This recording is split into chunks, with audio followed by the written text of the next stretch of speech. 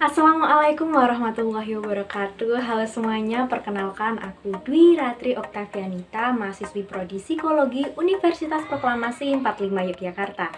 Nah, di video kali ini aku bakalan sharing tentang pengalamanku belajar penelitian kualitatif. Yang pertama pastinya judulnya.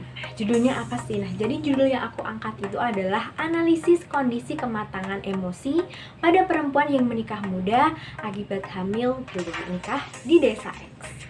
Sebelum masuk ke alurnya nih, aku juga bakalan share tentang alasanku kenapa tertarik pada tema ini.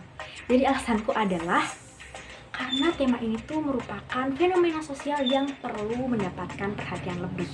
Karena apa? Karena perempuan yang menikah muda akibat hamil di luar nikah itu dikhawatirkan kondisi emosinya itu belum stabil, belum matang. Padahal ia harus mengasuh dan mendidik anaknya. Dengan kondisi emosi yang belum stabil dan belum matang, itu juga dikhawatirkan menjadi pemicu terjadinya sebuah perceraian.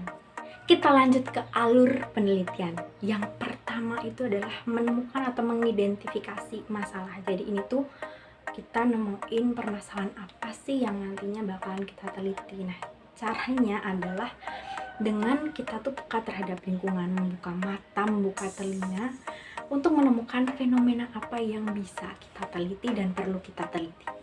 Nah, terus pas udah nemu nih permasalahan ini nih yang akan aku teliti. Nah, langkah selanjutnya adalah konfirmasi ke subjek yang akan kita teliti, bersedia atau tidak. Dan tidak boleh memaksakan ya teman-teman. Nah, kalau subjeknya udah deal, udah menyatakan bersedia, langkah selanjutnya adalah mencari dasar teori yang tentunya sesuai dengan topik atau permasalahan kita. Dasar teori ini itu jadi landasan buat kita nyusun pertanyaan penelitian, yang mana pertanyaan penelitian ini tuh jadi pedoman saat kita melakukan wawancara dengan subjek. Pertanyaan penelitian itu kan landasannya dari dasar teori. Nah, kemarin aku mengambil aspek dan faktor, dan karena ini penelitiannya itu sederhana, jadi aku buat 3 pertanyaan di setiap aspek dan faktor. Jangan lupa kita juga harus menetapkan tujuan kita itu meneliti permasalahan ini tuh apa. Jadi ada tujuannya teman-teman. Nah, kalau tadi udah nyusun pertanyaan nih, saatnya kita mewawancara subjek. Nah, pas wawancara sama subjek nih, jangan lupa disiapin dulu alat tulis, pedoman wawancara, dan perekam. Bisa pakai HP atau tape recorder. Nah, gunanya apa sih? Gunanya adalah untuk membackup mungkin ada beberapa hal yang terlewat. Jadi bisa di backup melalui rekaman itu tadi. Nah, ketika tahap wawancara dengan subjek ini udah selesai nih, udah nyatet juga hasil wawancaranya, langkah selanjutnya adalah menganalisis hasil wawancara. Nah, terus kalau udah dianalisis, yang selanjutnya adalah membuat kesimpulan.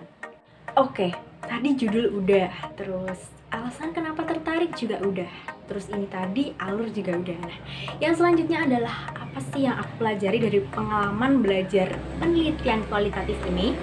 Yang pertama aku pelajari dari pengalaman belajar penelitian kualitatif ini adalah belajar untuk menjadi orang yang lebih peka lagi terhadap fenomena-fenomena sosial yang ada di lingkungan, yang itu tuh bisa aja jadi sebuah topik permasalahan yang bisa kita teliti. Kenapa sih fenomena ini tuh bisa terjadi dan apa aja hal yang mempengaruhi fenomena ini tuh terjadi.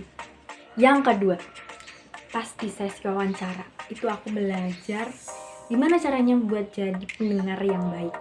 Yang selanjutnya yaitu tentang kendala apa sih yang aku alami. Jadi kendalanya yang pertama adalah susah membagi waktu, karena di lain tugas ini juga tentunya ada tugas lain dari matkul lain yang juga harus dikerjakan. Nah, di lain itu juga ada kesibukan yang cukup padat dan terkadang nih tambah dengan agenda-agenda dadakan. Jadi itu tuh cukup menghambat progres untuk mengerjakan tugas ini.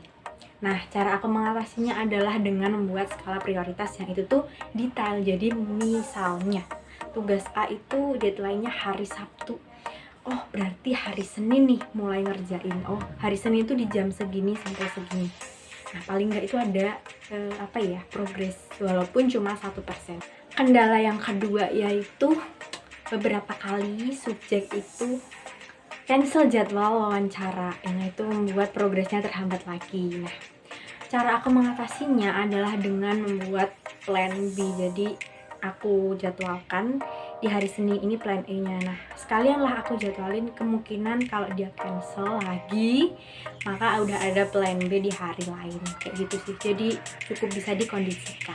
Oke, yang terakhir aku bakalan share tentang kemampuan apa aja sih yang perlu buat lebih dikembangin lagi, khususnya buat teman-teman mahasiswa psikologi biar nanti tuh mampu melakukan penelitian kualitatif. Yang pertama, kemampuan yang harus dimiliki, harus dikembangin lagi adalah kemampuan untuk peka terhadap fenomena sosial yang ada di lingkungan sekitar kita. Yang kedua adalah kemampuan untuk mengobservasi, mengamati perilaku-perilaku yang muncul dari subjek dan mampu untuk menganalisisnya. Yang ketiga yaitu kemampuan bersosialisasi, yang dimana di dalamnya juga ada kemampuan bagaimana berkomunikasi yang baik. Yang keempat yaitu kemampuan untuk menyusun strategi yang matang dan kemampuan untuk adaptif. Nah, ini tuh terkait tentang time management, skala prioritas, dan plan A, plan B tadi. Yang kelima, ini nggak kalah penting, yaitu tentang kemampuan tata cara penulisan. Jadi mampu untuk mengerti, memahami, dan menerapkan bagaimana tata cara penulisan yang baik dan benar terkait laporan penelitian. Oke teman-teman, video sharing kali ini I think enough. Semoga bermanfaat. Apabila banyak kesalahan mohon dimaafkan. Correct me if I'm wrong and see you next video. Bye bye. Wassalamualaikum warahmatullahi wabarakatuh.